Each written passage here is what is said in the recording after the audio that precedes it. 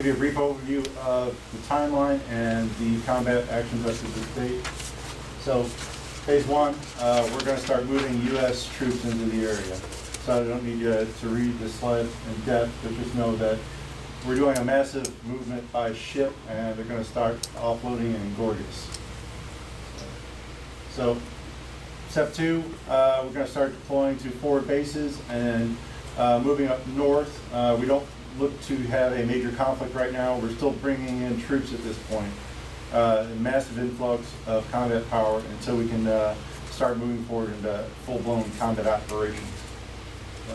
So that's phase three. So this is the point where we are aggressively attacking the enemy. We're trying to push them down south. Our goal is not to, completely obliterate them. We're just trying to move them south of the border back into their country. So here's where are we coming? It's now phase four, or it will be actually in a few days. So stabilize. At this point, majority of major combat operations will have completed. So we're back into a security area. The major Ethiopian forces are all down south, but they do have some remaining forces in our area that are our most local threats that we need to worry about. The company-sized elements and smaller that will be aggressing us during this entire time that we're at AT. So, final phase, phase five, that's when we get to go home. We say we're good to go. The country is able to secure its own border at this point, and majority of their infrastructure is back up and running. So they're able to maintain their own country at this point.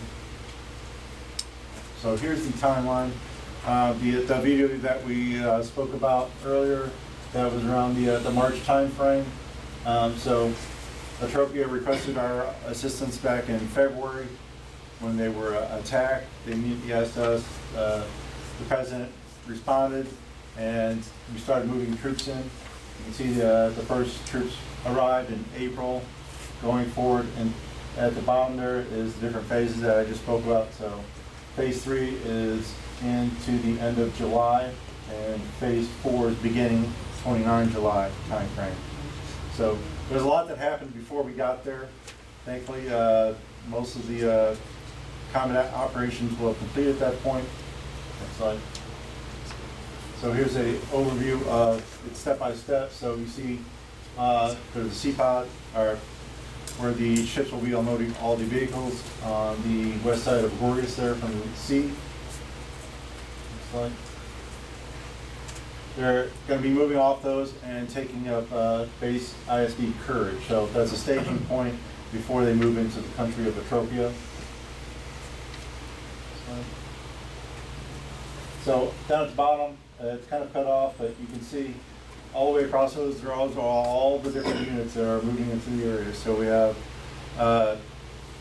this is mostly U.S. forces, but we have components from Marines, Air Force, Army, medical. So we're completely dominating the air, land, and whatever part of the Black Sea there that we're covering. So far to the right there, AA Justice, that's the main staging area right before we move into the country. So you don't have to remember this, but this is the key training points that the combat forces are looking at or have already taken over. So basically the main city areas is where they focus their first attacks. Okay. So they're pushing from the northwest up there and moving their way to the southeast, pushing the enemy forces in front of them.